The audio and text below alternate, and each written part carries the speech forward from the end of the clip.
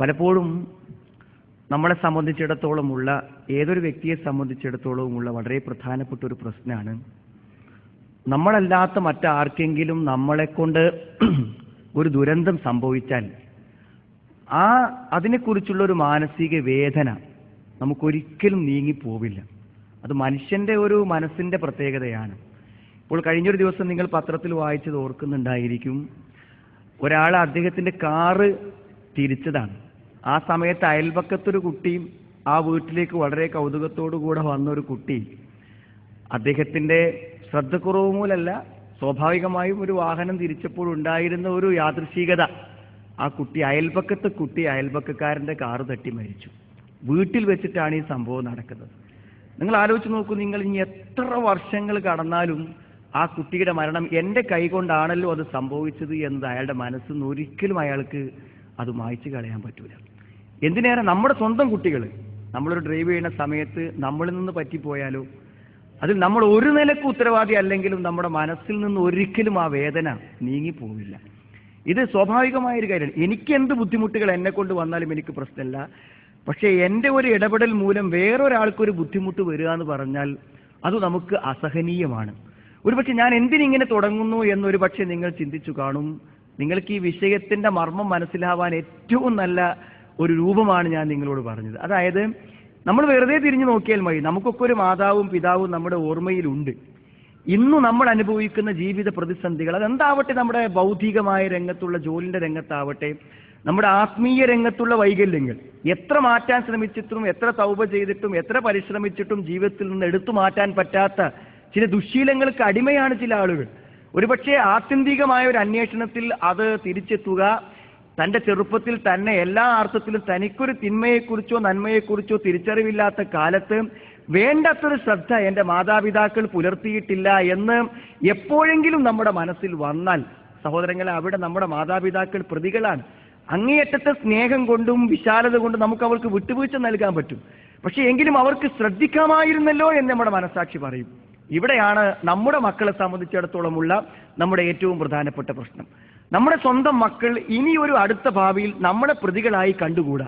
അതാണ് ഈ വിഷയത്തിന്റെ മർമ്മം. അതൊരു ചെറിയ വിഷയമല്ല. ഒരു പ്രസംഗത്തിനോ ഒരു പരിപാടിയോ സംഘടിപ്പിക്കുമ്പോൾ അവിടെ വ്യതിരിക്തമായൊരു വിഷയം സംസാരിക്കുക എന്ന നിലക്കല്ല രക്ഷിതാക്കന്മാരുടെ കുട്ടികളെ കുറിച്ച് പറഞ്ഞത്. ഇതൊരു പക്ഷേ ഇന്ന് ഈ കാര്യത്തെക്കുറിച്ച് ബോധവാന്മാരായാൽ, നമ്മുടെ കുട്ടികളുടെ പ്രായം എന്താവട്ടെ, ഇന്നു മുതലെങ്കിലും ഒരു ശ്രദ്ധ പുലർത്തി ഒരു മാറ്റമുണ്ടാക്കുക എന്നുള്ളത് ഒരു പക്ഷേ നമുക്ക് ശ്രദ്ധിച്ചാൽ കഴിയും. അതിന്റെ മുഴുവൻ വശങ്ങളിലേക്കും കടന്നു പോകാൻ സമയമില്ല. അതുകൊണ്ട് ഈ വിഷയം അപൂർണമാകുന്നൊന്നുമില്ല.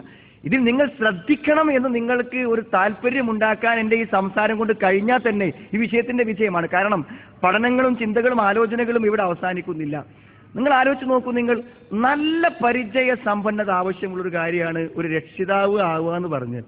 ഞാൻ പറഞ്ഞ, ഒരു സ്കൂളിൽ പഠിപ്പിക്കുന്ന ഒരു അധ്യാപകന് ട്രെയിനിങ് കൊടുക്കാൻ പണവും സമയവും ഇവിടുത്തെ സർക്കാർ ചെലവഴിക്കുന്ന, നമ്മുടെ നാട്ടിലെ സർക്കാർ ചെലവഴിക്കുന്ന ആലോചിച്ചാൽ ഏറ്റവും അധികം ജാഗ്രതയോടുകൂടെ കൈകാര്യം ചെയ്യേണ്ട ഒരാളാണ് മാതാപിതാക്കൾ എന്ന് പറഞ്ഞാൽ. കാരണം എന്താ അറിയോ, ഞാനൊരു അധ്യാപകനാണെങ്കിൽ ഞാൻ പഠിപ്പിക്കുന്ന കുട്ടികളെ കുറിച്ചുള്ള ശ്രദ്ധ 10 മണി മുതൽ 4 മണി വരെയാണ്. 24 മണിക്കൂറും ഉണർച്ചയിലും ഉറങ്ങുന്ന സമയത്തും എല്ലാം എൻ്റെ കുട്ടികൾ എന്നെ നിരീക്ഷിക്കുകയും അവർക്ക് വേണ്ട എല്ലാ മാർഗനിർദ്ദേശങ്ങളും കൊടുക്കേണ്ട ഞാൻ 24 മണിക്കൂറും എൻ്റെ കുട്ടികളെ, എൻ്റെ പ്രവർത്തനങ്ങളും സ്വഭാവങ്ങളും കുട്ടികളുടെ കാര്യങ്ങളും എങ്ങനെ മുന്നോട്ട് കൊണ്ടുപോകുന്നത് ഞാൻ തീരുമാനമെടുക്കണം. അതിന് ഏറ്റവും ശരിയായൊരു വഴിയിൽ അവരുടെ മുന്നോട്ട് പോക്കിനുള്ള വഴികൾ ഒരുക്കി കൊടുക്കണം.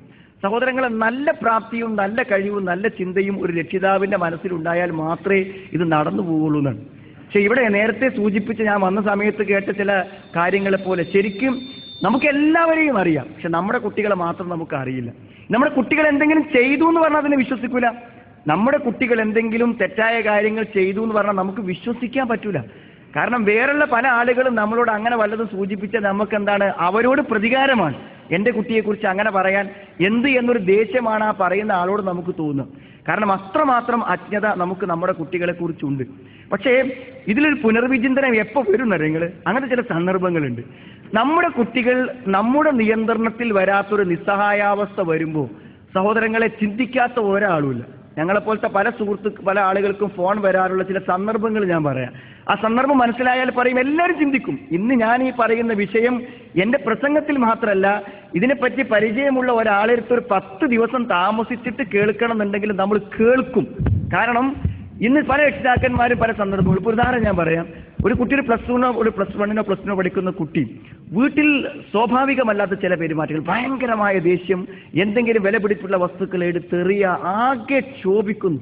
എന്തെങ്കിലും ഒരു കാര്യം അവൻ ചെയ്യുമ്പോൾ ഒന്ന് അരുതെന്ന് പറയുകയോ ചെറിയൊരു അനിഷ്ടം നമ്മൾ പ്രകടിപ്പിക്കുകയോ ചെയ്താൽ പിന്നെ വീട്ടിൽ കലാപമായി. ഈ കലാപം പരിഹരിക്കാൻ വേണ്ടി അവനെ ചീത്ത പറയുകയോ അടിക്കുകയോ ചെയ്താൽ അതിന്റെ പ്രയാസങ്ങളായി പിന്നെ വീട്ടിൽ. എത്രയോ വിദ്യാർത്ഥികൾ, എത്രയോ മക്കൾ നമ്മുടെ കുടുംബങ്ങളിലുണ്ട്. അപ്പൊ ആ സമയത്ത് ഇതിപ്പോൾ ഡോക്ടറെ കാണിച്ച് മരുന്ന് കൊടുത്തുകാണ്ട് എന്റെ കുട്ടിക്ക് വല്ല സൈക്കാട്രിക്ക് മരുന്നും കൊടുത്ത് അവശനാക്കണോ, വേറെന്തെങ്കിലും വഴികളുണ്ടോ എന്ന് ചിന്തിക്കുമ്പോൾ നമ്മുടെ മുന്നിൽ ഒരു വഴി മാത്രമേ ഉള്ളൂ. ഇവന്റെ മനസ്സും സ്വഭാവവും നന്നാവാനുള്ള ഒരു ഉപദേശം കൊടുക്കാൻ എന്താണ് പറ്റുക? എന്തുകൊണ്ടാണ് എന്റെ കുട്ടിക്ക് ഇങ്ങനെ സംഭവിച്ചത്? അപ്പോഴാണ് അന്വേഷിക്കുന്നത്. 17ാമത്തെ വയസ്സിൽ സ്വഭാവ വൈകല്യങ്ങൾ വന്നപ്പോഴാണ് അന്വേഷിക്കുന്നത്, എന്റെ കുട്ടിക്ക് എന്തെങ്കിലും പ്രത്യേകമായ ഒരു ശ്രദ്ധ ഞാൻ കൊടുക്കേണ്ടിയിരുന്നോ എന്ന്. സഹോദരങ്ങളെ, അതിലേറെ അത്ഭുതകരമല്ലേ പലപ്പോഴും പ്രായപൂർത്തിയായി നല്ല തൻ്റെ അടുത്തോളം വളർത്തി നല്ല സ്റ്റാൻഡേർഡിൽ വിദ്യാഭ്യാസം കൊടുത്തിട്ട് അവസാനം മോള് പറയാണ് എനിക്കൊരു ഓട്ടോറിക്ഷ ഡ്രൈവറെ മതി. നിങ്ങൾ എന്ത് പറഞ്ഞാലും എനിക്ക് ആ വിവാഹം മതി, വേറൊന്നും എന്നോട് പറയരുത് എന്ന് വളരെ മാന്യമായൊരു കുടുംബത്തിനൊരു പെൺകുട്ടി പറയുമ്പോൾ ഞെട്ടിത്തെറിക്കുകയാണ്. എന്താ പരിഹാരം? ആ സമയത്ത് ചിന്തിക്കുന്നു, ഞാൻ എൻ്റെ കുട്ടിനെ വളർത്തിയിൽ എന്തെങ്കിലും തകരാറ് വന്നോ എന്ന്. ഒരു പ്രശ്നം വരുമ്പോൾ മാത്രമേ രക്ഷിതാക്കന്മാർ ഈ വിഷയത്തിൽ ചിന്തിക്കുന്നുള്ളൂ എന്ന് പറയാനാണ് ഞാൻ പറഞ്ഞത്. ഒരു പക്ഷേ പല ആളുകളും പല ശ്രമങ്ങളും നടത്തി പരാജയപ്പെട്ടവരും നമ്മുടെ കൂട്ടത്തിലുണ്ട്.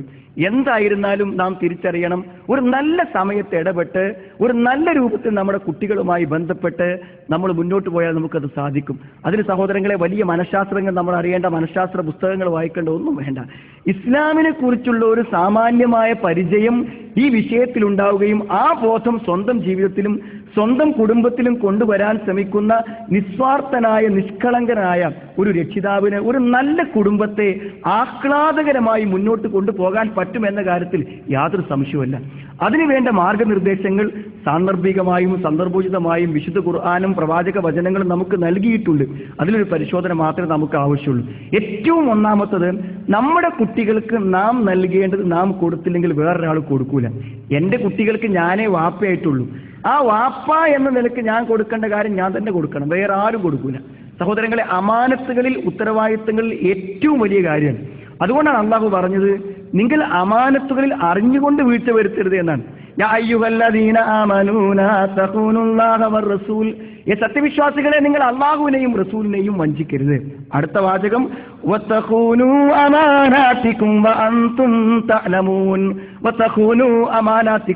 നിങ്ങളുടെ അമാനത്തുകളെ നിങ്ങൾ ഒരിക്കലും എന്തായിരുന്നു അതിന് നിങ്ങൾ വഞ്ചിക്കരുത്. അൻതും തഅലമൂൻ, നിങ്ങൾ അറിഞ്ഞുകൊണ്ടും.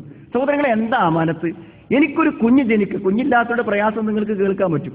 ഒരു കുഞ്ഞു ജനിച്ച് കഴിയുന്ന നിമിഷം മുതൽ വലിയൊരു ഉത്തരവാദിത്തമാണ് എനിക്ക് വരുന്നത്. എന്താണ് ആ ഉത്തരവാദിത്തം? ആകെ രക്ഷിതാക്കന്മാരുടെ മനസ്സിൽ വരുന്നത് എന്താണെന്ന് വെച്ചാൽ, ഒരു പക്ഷേ ഒരു ദിവസം ലക്ഷക്കണക്കിന് രൂപ സർജറി കൊണ്ട് വരുമാനം കിട്ടുന്ന ഒരു ഡോക്ടറെ എനിക്ക് പരിചയമുണ്ട്. അദ്ദേഹത്തിന് രണ്ടാമത്തെ കുട്ടി പെൺകുട്ടി ആയപ്പോൾ അയാൾ ആശങ്ക പ്രകടിപ്പിച്ചു, ഞാൻ എന്താ ചെയ്യാൻ? 1 ലക്ഷം രൂപ ഒരു ദിവസം നമ്മുടെ നാട്ടിൽ വരുമാനമുള്ള ഒരാൾക്കും ബേജാരം തരും, പെൺകുട്ടിനെ കെട്ടിക്കും എന്താ ചെയ്യാന്നുള്ളതാണ്. അതാണ് അയാളെ ബേജാർ. ഇതിന്റെ അപ്പുറം രക്ഷിതാക്കന്മാർക്ക് ഒരു ചിന്തയില്ല സഹോദരങ്ങളെ. തന്റെ കുട്ടിക്ക് നല്ലൊരു പ്രൊഫഷണൽ സ്ഥാപനത്തിൽ പഠിക്കാൻ ഞാൻ ഗൾഫിൽ നിന്നാലേ പറ്റൂ, നല്ല ചിന്തയാണ് സഹോദരങ്ങളെ. എൻ്റെ മോൾക്ക് നല്ല ആഭരണം കൊടുത്ത് നാട്ടിലെ മാന്യമായ ഒരു ഓഡിറ്റോറിയത്തിൽ മനോഹരമായ ഒരു കല്യാണം നടത്താൻ ഞാൻ ഗൾഫിൽ ജീവിച്ചാലേ പറ്റൂ, 4 or 5 ബിസിനസ്സുകൾ എനിക്കുണ്ടെങ്കിലേ പറ്റൂ. ഈ ചിന്ത ഒരിക്കലും തെറ്റാണെന്ന് ഞാൻ പറയുന്നില്ല. പക്ഷേ ഒരു അമാനത്ത് എന്ന് പറയുമ്പോൾ, എനിക്കൊരു കുഞ്ഞു ജനിച്ചാൽ ആ കുഞ്ഞിന്റെ ആദ്യത്തെ കരച്ചിൽ ഉയരുന്നത് മുതൽ ഞാൻ വേർപ്പെടുന്നത് വരെ എനിക്കുള്ള ഉത്തരവാദിത്വം അവൾക്കൊരു വരനെ കണ്ടെത്തുക എന്നതിൽ പരിമിതമാണോ? അവനൊരു ജോലിയുള്ള നല്ലൊരു പ്രൊഫഷണൽ സ്ഥാപനത്തിൽ പഠിപ്പിക്കുക എന്നതിൽ പരിമിതമാണോ? ഞാനും നിങ്ങൾ ഗൗരവപരമായി ആലോചിക്കണം സഹോദരങ്ങൾ. ഇതൊന്നും വേണ്ട. ജീവിതത്തിന്റെ ഏത് സാഹചര്യങ്ങളിലും സംതൃപ്തനായി ജീവിക്കാൻ ഒരു മനുഷ്യന് പറ്റും. ഏത് സാഹചര്യങ്ങളിലും ആവശ്യം തരും അവിടെയൊക്കെ സമാധാനത്തോടെ ജീവിക്കുവാനുള്ള ഒരു നല്ല മനസ്സും വിശ്വാസവും സമൂഹത്തിൽ നന്നായി ജീവിക്കുവാനുള്ള ഒരു നല്ല സ്വഭാവമൊക്കെ ദീന് കൊണ്ട് ഉണ്ടായിത്തീരുക എന്നതാണ് ഏറ്റവും പ്രധാനപ്പെട്ട കാര്യം. ഇത് ഉണ്ടാക്കാൻ നമ്മുടേതായ ശ്രമം കൊണ്ട് മാത്രമേ പറ്റുള്ളൂ. അതുകൊണ്ട് കുട്ടികളെ കുറിച്ചൊരു ശ്രദ്ധ, ഒരു അമാനത്ത് എന്ന നിലക്കുള്ള ഒരു ശ്രദ്ധ ശരിക്കും നമ്മുടെ ഭാഗത്തുനിന്ന് ഉണ്ടാവണം എന്നത് ആണ് കുട്ടികളെ സംരക്ഷിക്കുന്ന കാര്യത്തിൽ നമ്മുടെ മനസ്സിൽ ഉണ്ടാവേണ്ട ബോധങ്ങളിൽ പ്രധാനപ്പെട്ട ഒരു കാര്യം. മറ്റൊന്നെന്താന്ന് വിചാരിച്ചാൽ, ചില ശീലങ്ങളൊക്കെ എന്തായാലും നമ്മൾ കുട്ടിയാകുമ്പോൾ നമ്മളെ വാപ്പയും ഉമ്മയും നമുക്ക് ഇടപെട്ട് തന്നിട്ടില്ലെങ്കിൽ പിന്നെ അത് പറ്റൂല. സഹോദരങ്ങൾ, നിങ്ങൾ ആലോചിച്ച് നോക്കൂ. നിങ്ങൾ ഒന്നും വേണ്ട, ഇപ്പൊ രാവിലെയോ വൈകുന്നേരമോ ചെല്ലാവുന്ന 1-2 ദിക്റുകളോ അല്ലെങ്കിൽ ആയത്തുകളോ ചെറുപ്പത്തിലൊരു സമയത്ത് വാപ്പയും ഉമ്മയും ഒരു നല്ല സമയത്ത് യാത്ര ചെയ്യുമ്പോഴോ കൂടെ ഇരിക്കുമ്പോഴോ പഠിപ്പിച്ചു തന്നാൽ ഒരു സംശയം വേണ്ട, ആ പ്രായത്തിൽ ശീലിച്ച ആ കാര്യമുണ്ടല്ലോ, മരിക്കുന്നവരെ നമ്മൾ മറക്കൂല. പക്ഷെ ഇടക്കാലഘട്ടങ്ങളിൽ എപ്പോൾ പഠിക്കാൻ ശ്രമിച്ചാലും അത് വീണ്ടും വീണ്ടും നമ്മൾ മറന്നു പോകുന്നു. ചില ശീലങ്ങൾ ചെറുപ്പത്തിൽ വരേണ്ട ശീലങ്ങൾ ചെറുപ്പത്തിൽ തന്നെ വരണം. അതുകൊണ്ടാണ് ഒരു കുട്ടി ജനിക്കുന്ന ആ മാതാപിതാക്കളിൽ നിന്നാണ് അവന്റെ മത കാഴ്ചപ്പാടുകൾ ഉണ്ടാകുന്നത് എന്ന് നബി സ്വല്ലല്ലാഹു അലൈഹി വസല്ലം പറഞ്ഞ ഹദീസ് ബുഖാരിയിൽ നിങ്ങൾ എപ്പോഴും കേൾക്കുന്ന ഹദീസാണ്. കുല്ലു മൗലൂദിൻ യൂലദു അലൽ ഫിത്ര വ അബവാഹു യുഹബ്ബിദാനിഹി ഔ യുനസ്സിറാനിഹി ഔ യുമജ്ജിസാനിഹി. എന്തായിത്തീരുന്നതും എന്താണ്? ആ മാതാപിതാക്കളാണ് ഒരു ശുദ്ധ പ്രകൃതിയെ മാറ്റുന്നത്.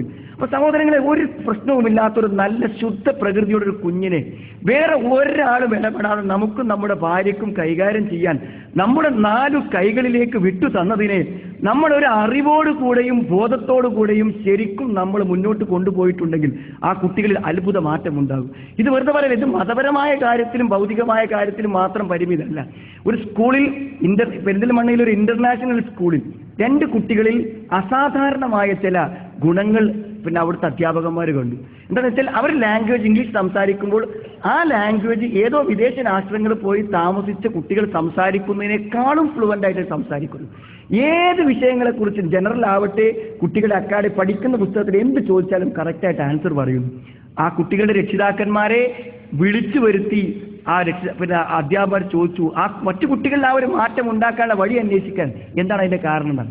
ശരിക്കും പ്രൊഫഷണലായിട്ട് PG ഉള്ള ഭാര്യ ഭർത്താക്കന്മാരായ 2 ദമ്പതികൾ സഹോദരങ്ങൾ അവർ പ്രാക്ടീസ് നിർത്തി 2 കൊല്ലം എന്നാണ്. ഈ സദസ്സിൽ ഒരാളും അത് വിശ്വസിക്കില്ലെന്ന് എനിക്കറിയാം. പക്ഷെ എനിക്ക് 100% ബോധ്യമുള്ള കാര്യം കൊണ്ടാണ് 2 കൊല്ലം പ്രാക്ടീസ് നിർത്തിയിട്ട് അവരുടെ ലാംഗ്വേജ് ആ കുട്ടികൾക്ക് അവർ നൽകി, അവരുടെ സംസ്കാരം ആ കുട്ടികൾക്ക് നൽകി, അവരുടെ അറിവ് ആ കുട്ടികൾക്ക് നൽകി. സഹോദരങ്ങളെ, അങ്ങനെ ജോലി മാറ്റി കുട്ടികളെ കൂടെ നിൽക്കണം ഞാൻ പറയുന്നില്ല. എനിക്കും നിങ്ങൾക്കുമുള്ള അറിവിന്റെയും വിജ്ഞാനത്തിന്റെയും മാനസികാവസ്ഥയുടെയും നന്മയുടെയും ഒരു അംശം നമ്മൾ മനഃപൂർവ്വം നമ്മുടെ കുട്ടികൾക്ക് കൈമാറ്റം ചെയ്താൽ അടുത്ത തലമുറയിൽ അത്ഭുതകരമായ മാറ്റം ഉണ്ടാകും. ഞാൻ വെറുതെ പറയല്ല, ഈ ഇരിക്കുന്ന സാഹസിലുള്ള ആളുകൾ സീഡികൾ കേട്ട് പ്രസംഗങ്ങൾ കേട്ട് തൗഹീദും ദീനും ശരിക്കും ഉൾക്കൊണ്ട ആളുകളാണ്. സഹോദരങ്ങളെ, നമ്മുടെ ഈ മനസ്സ് ബോധപൂർവ്വം നമ്മുടെ കുട്ടികൾക്ക് പകർന്നു നൽകുക എന്നുള്ളത് രക്ഷിതാവ് നിലക്ക് നമ്മുടെ ബാധ്യതയല്ലേ എന്ന് നമ്മൾ ആലോചിക്കണം. കാരണം അത് വളരെ പ്രധാനപ്പെട്ട കാര്യമാണ്. ഞാൻ പറഞ്ഞ ഒരു കുട്ടി നിങ്ങൾക്ക് മരിച്ചു പോയി വിചാരിക്കുന്നത്, ആ കുട്ടി നിങ്ങൾ സ്വർഗത്തിൽ കണ്ടുമുട്ടും എന്ത് നമുക്ക് പ്രത്യാശിക്കും പ്രാർത്ഥിക്കും ചെയ്യാൻ പറ്റും. എന്നാൽ സഹോദരങ്ങളെ, മരണശേഷം ഒരു കുട്ടി നിങ്ങൾക്ക് നരകത്തിൽ നഷ്ടപ്പെട്ടു പോയാൽ അവൻ ഒരു കാലത്തും നിങ്ങളുടെ കുടുംബത്തിൽ സംഗമിക്കില്ല. പരലോകത്തിൽ വിശ്വാസമുള്ള തിരിച്ചേണ്ട കാര്യമാണ്. ഒരു കുട്ടി സംസ്കാരമില്ലാതെ, ദീനില്ലാതെ, തൗഹീദില്ലാതെ, നിസ്കാരമില്ലാതെ ഈ ഭൂമിയിൽ നിന്ന് മരിച്ചു പോയാൽ ആ കുട്ടി ഒരു കാലത്തും നിങ്ങളുടെ കുടുംബാംഗമായി തിരിച്ചു വരൂല. നാളെ പരലോകത്ത് നന്നായി ജീവിച്ചവരൊക്കെ ഒരു കുടുംബമായി ജീവിക്കുന്നതാണ് ഖുർആൻ നമുക്ക് മനസ്സിലാവുന്നത്. ചെറിയ പ്രശ്നമല്ലത്. ഖുൽ ഇന്നൽ ഖാസിരീനല്ലദീന ഖസിറൂ അൻഫുസഹും വഅഹ്ലീഹിം യൗമൽ ഖിയാമ അലാ ദാലിക ഹുവൽ ഖുസ്റാനുൽ മുബീൻ. ഖുൽ ഇന്നൽ ഖാസിരീനല്ലദീന ഖസിറൂ അൻഫുസഹും വഅഹ്ലീഹിം യൗമൽ ഖിയാമ. നബിയെ പറഞ്ഞു കൊടുക്ക്, നഷ്ടക്കാർ എന്ന് പറഞ്ഞാൽ ബിസിനസ് മുടങ്ങിപ്പോയവനോ പാപ്പരായി പോയവനോ ഒന്നല്ല, സ്വന്തം കുടുംബങ്ങളെയും സ്വന്തത്തെയും നാളെ പരലോകത്ത് നഷ്ടത്തിൽ അകപ്പെട്ടു പോയവരാണ്. അലാ ദാലിക ഹുവൽ ഖുസ്റാനുൽ മുബീൻ. അതാണ് പ്രത്യക്ഷമായ നഷ്ടം. അതുകൊണ്ട് സഹോദരങ്ങളെ, നമ്മുടെ കുട്ടികളെ ഭൗതികവും മതപരവുമായ കാര്യങ്ങളുടെ മാറ്റത്തിന്റെ ഏറ്റവും പ്രധാനപ്പെട്ട കണ്ണി ഞാനും നിങ്ങളുമാണ്. നമ്മൾ എത്ര ശ്രദ്ധയും സൂക്ഷ്മതയും അതിൽ കാണിക്കുന്നുവോ അതിനനുസരിച്ചും ആ കുട്ടികളിൽ മാറ്റമുണ്ടാകും എന്ന കാര്യത്തിൽ യാതൊരു സംശയവും നമുക്ക് വേണ്ട. പക്ഷെ അതിനുള്ള ബോധപൂർവമായ ചില ശ്രമങ്ങൾ നമുക്ക് വേണം. പക്ഷെ നമ്മുടെ ഒരു അവസ്ഥ എന്താ വെച്ചാൽ ആരെയും കുറ്റപ്പെടുത്താൻ പറയില്ല. ഈ ഗൾഫ് ഇവിടെ കുവൈറ്റിലെ അവസ്ഥ എനിക്കറിയില്ല. പലപ്പോഴും സൗദി അറേബ്യയിലൊക്കെയുള്ള മദ്രസിന്റെ ആളുകളോട് സംസാരിക്കുമ്പോൾ അവർ പറയും രക്ഷിതാക്കന്മാർക്കുള്ള പ്രശ്നം ട്രാൻസ്പോർട്ടിങ്, ഒരു കുട്ടിനെ എങ്ങനെ അവിടുന്ന് ഇവിടെ കൊണ്ടുവരാന്നാണ്. അപ്പൊ നമ്മൾ ചോദിക്കും, ഒരു കുട്ടിനെ അവിടുന്ന് മദ്രസക്ക് എത്തിക്കാൻ അത്ര ബുദ്ധിമുട്ടുണ്ടെങ്കിൽ ആ കുട്ടി പഠിക്കുന്ന സ്കൂളിലേക്ക് എത്താനും ഫീസ് കൊടുക്കാനും ഇവിടെ കിട്ടുന്ന വരുമാനത്തിന്റെ 3/4 ഭാഗവും അവിടെ ചെലവഴിക്കുമ്പോൾ എന്താ ബുദ്ധിമുട്ടില്ലാത്തത്? അതേ ട്രാഫിക് ഇല്ലേ സ്കൂളിലേക്ക് പോകുമ്പോൾ? അതിനേക്കാളും ഫീസ് ഇല്ലേ അവിടെ? ഇത് ആഴ്ചക്ക് മാസത്തേക്ക് ഒരു ദിവസം കൊണ്ട് എവിടെയെങ്കിലും മദ്രസ അവസാനിപ്പിക്കാൻ പറ്റുമോ? അവിടെയാണ് രക്ഷിതാക്കന്മാർ കൊണ്ടുപോയി ചേർക്കുന്നത്. സഹോദരങ്ങളെ, എന്നെയും നിങ്ങളെയും എവിടെയാണ് നമ്മൾ രക്ഷിതാക്കന്മാർ ചേർത്തത്? 7 ദിവസവും 10 മണി വരെ മദ്രസക്ക് പോകുന്ന മദ്രസയിലാണ് എന്നെ നിങ്ങളെ പഠിപ്പിച്ചത്. ഇന്ന് നമ്മുടെ കുട്ടികളെ കുറിച്ച് ചിന്തിക്കുന്നതോ 1 മണിക്കൂർ കൊണ്ട് ആഴ്ചയിൽ മദ്രസ അവസാനിപ്പിക്കാൻ പറ്റുമോ എന്ന് നമ്മൾ ആലോചിക്കുന്നു. ഞാൻ കുറ്റപ്പെടുത്താൻ പറയല്ല സഹോദരങ്ങളെ, ഗൗരവപൂർവ്വം ഇതിനെ പരിഗണിക്കുന്നു എന്ന് പറയുന്നവർ പോലും വേണ്ടത്ര അതിന്റെ ഒരു അവസ്ഥ പരിഗണിക്കുന്നില്ല എന്ന് സൂചിപ്പിക്കാനുണ്ട്. പക്ഷെ നമുക്ക് സമയമുണ്ട്. ഏത് സമയത്തും നമുക്കത് മാറ്റിയെടുക്കാൻ പറ്റും. ഞാനത് പറയാൻ കാരണം, ബോധ്യപ്പെടുത്തി കൊടുത്താൽ മാറാൻ സന്നദ്ധമാണ് നമ്മുടെ പുതിയ തലമുറ. അതിൽ സംശയമാണ്. ബോധ്യപ്പെടുത്തി കൊടുത്താൽ മാറും. അതിന് ഏറ്റവും വലിയ ഉദാഹരണം അറിയുന്നത്, ഒരു നിലക്കും പറഞ്ഞ് മാറ്റാൻ പറ്റാത്തൊരു കാര്യമാണ് എന്താ വെച്ചാൽ, ഏതെങ്കിലും ഒരു ആൺകുട്ടിയും പെൺകുട്ടിയും തമ്മിൽ ലവ് അഫയർ ആയി കഴിഞ്ഞാൽ അവരെ വേർപ്പെടുത്തുക എന്നുള്ളത് വളരെ മാരകമായ പ്രശ്നമാണ്. ആർക്കും കഴിയില്ല. അത് എന്ത് പറഞ്ഞു കൊടുത്താലും അതിനൊക്കെ അവർ മറുപടി പറയും. ഒരുപക്ഷെ നമ്മുടെ പ്രോഫ്കോണുകളിൽ ദശക്കണക്കിന് വിദ്യാർത്ഥികൾ അവിടെ വെച്ചുകൊണ്ട് അവിടെ അഫയറുകൾ അവസാനിപ്പിക്കുന്നത് എങ്ങനെ? ക്യാമ്പസിൽ നിന്നും എല്ലാ അർത്ഥത്തിലും ഈ ഒരു ഭാര്യ ഭർത്താക്കന്മാരെ പോലെ ജീവിച്ചവർ അവിടെ വെച്ചുകൊണ്ട് കണ്ടാൽ ഒരു നിലക്കും ഒരു പരിചയമില്ലാത്ത പോലത്തിൽ അകന്ന് അതേ ക്യാമ്പസിൽ പ്രോഫ് കോൺഷ്യസിൽ ജീവിക്കുന്ന പല അനുഭവങ്ങളും നമുക്കുണ്ട്. ഇവർക്ക് അങ്ങനെ പറ്റി. സഹോദരങ്ങളെ, ബോധ്യപ്പെട്ടാൽ പറ്റും. ഏത് സമയത്ത് നമ്മുടെ കുട്ടിക്ക് ഒരു കാര്യം ബോധ്യപ്പെടുത്തി കൊടുത്താൽ ആ കുട്ടി മാറ്റത്തിന് തയ്യാറാണെന്ന കാര്യത്തിൽ യാതൊരു സംശയവുമില്ല. ഇപ്പം ഈ കഴിഞ്ഞ ദിവസം ഒരു രക്ഷിതാവ്, അയാൾ ഗൾഫിലാണ്, നല്ല ബിസിനസ്സാണ്, നാട്ടിൽ നിന്ന് MSc കഴിഞ്ഞ് ഗൾഫിലേക്ക് വന്ന് അദ്ദേഹം ഇവിടെ നല്ല ജോലി ചെയ്യാൻ നാട്ടിലേക്ക് തിരിച്ചു വന്നപ്പോൾ ഭാര്യയുടെ കംപ്ലൈന്റ് എന്താണ്? മോൻ ഭയങ്കര ദേഷ്യം എന്ന് പറഞ്ഞാൽ ഫോൺ എടുത്തെറിയ, TV എടുത്തെറിയ, വീട്ടിൽ ഉമ്മനെ ചീത്ത പറയാ, എല്ലാ പ്രശ്നങ്ങളും. പക്ഷെ ഒരിക്കലും ആ കുട്ടിയുടെ ഒരു സ്വഭാവം അനുസരിച്ച് വാപ്പക്ക് അങ്ങനത്തെ ഒരു പരിചയം മുമ്പ് ഉണ്ടായിരുന്നില്ല. എന്താണ് അതിന്റെ പ്രശ്നം? സഹോദരങ്ങളെ, ഏത് സൈക്യാട്രിസ്റ്റിനെ കാണിക്കും, എവിടെ കൊണ്ടുപോകുന്നുള്ളതാണ്. വന്നു, അദ്ദേഹത്തിന്റെ നിർബന്ധപ്രകാരം ഞങ്ങൾ കുറച്ച് സമയം കുട്ടിന്റെ കൂടെ ഇരുന്നു. സംഗതി അവൻ പറഞ്ഞു, എന്താണ് എന്റെ പ്രശ്നം ചോദിക്കുമ്പോൾ അവൻ ആദ്യം തന്നെ പറഞ്ഞ കാര്യം എന്താ വെച്ചാൽ, എനിക്കെന്താ വെച്ചാൽ ഞാൻ വിചാരിക്കാത്ത എനിക്ക് പെട്ടെന്ന് ദേഷ്യം വരുന്നു, വീട്ടിൽ ഭയങ്കര പ്രശ്നങ്ങൾ ഉണ്ടാകുന്നു, എനിക്കത് മാറ്റിയെടുക്കാൻ പറ്റുന്നില്ല എന്ന്. ഞാൻ അവന്റെ ജീവിത സാഹചര്യങ്ങൾ ചോദിച്ചു. സഹോദരങ്ങൾ, ചോദിച്ചറിയേണ്ട കാര്യം, അവന്റെ ചുറ്റുപാടുകളും അവന്റെ അവസ്ഥകളും നമ്മൾ പരിശോധിച്ച് കഴിഞ്ഞാൽ എന്താണെന്ന് വിചാരിച്ചാൽ, എല്ലാ സമയത്തും ഒരു 16 വയസ്സായ ഒരു ചെറുപ്പക്കാരന് യാതൊരു സ്വാതന്ത്ര്യവുമില്ലാത്ത അത്രയും സ്ട്രിക്റ്റായ നിരീക്ഷണങ്ങളും പ്രതിസന്ധികളാണ് വീട്ടിൽ. പഠിക്കാനും അവൻ സ്വന്തമായിട്ട് വായിക്കുന്നുണ്ടെങ്കിൽ പോലും വായിക്കുന്നില്ലെന്ന് പരാതി.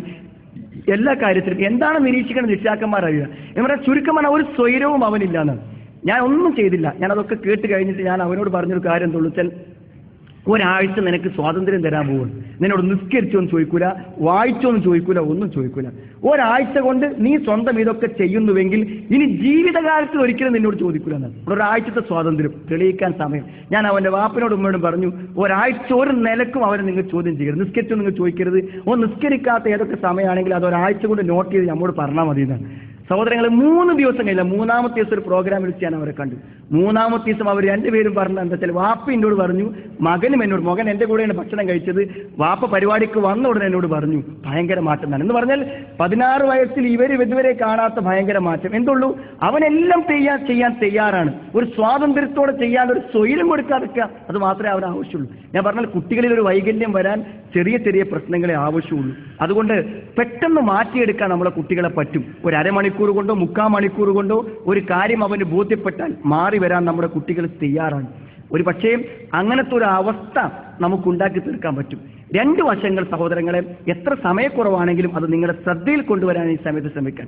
ഒന്നാമത്തെ ഒരു കാര്യം എന്താണെന്ന് വിചാരിച്ചാൽ, നമ്മുടെ വീട്ടിൽ സമാധാനത്തോടെയും സന്തോഷത്തോടെയും ജീവിക്കാൻ പറ്റുന്ന ഒരു അവസ്ഥ നമ്മുടെ കുട്ടികൾക്ക് നമ്മൾ ഉണ്ടാക്കി കൊടുക്കണം. അതാണ് ഏറ്റവും ഒന്ന്. ആ പിഞ്ചു മനസ്സുകൾക്ക് മറക്കാൻ പറ്റാത്ത, മായ്ച്ചു കളയാൻ പറ്റാത്ത, ഉണങ്ങാത്ത മുറിവുകൾ നമ്മുടെ കുടുംബത്തിൽ വന്നു ചേരാതിരിക്കാൻ നമ്മൾ ഓരോരുത്തരും ശ്രദ്ധിക്കണം. അങ്ങനെ വരുന്ന നമ്മുടെ പെരുമാറ്റത്തിനോ സ്വഭാവങ്ങളിലോ വരുന്ന ചില പ്രശ്നങ്ങൾ കുട്ടികളെ അത്രമാത്രം സ്വാധീനിക്കുവാനുള്ള സാധ്യതകളുണ്ട്. അതിൽ ഏറ്റവും ഒന്നാമത് ഞാൻ പറയുന്നത് വെച്ചാൽ, നിങ്ങൾ എവിടെയാണെങ്കിലും കുടുംബത്തിൽ ഭാര്യ ഭർത്താക്കന്മാർ തമ്മിൽ ചെറിയ പ്രശ്നങ്ങൾ ഉണ്ടാവും. ഞാൻ പറഞ്ഞ സുഹൃത്തുക്കളെ, ഇപ്പോൾ ഇവിടെ ഇങ്ങനെ ഒന്നിച്ച് ഫാമിലി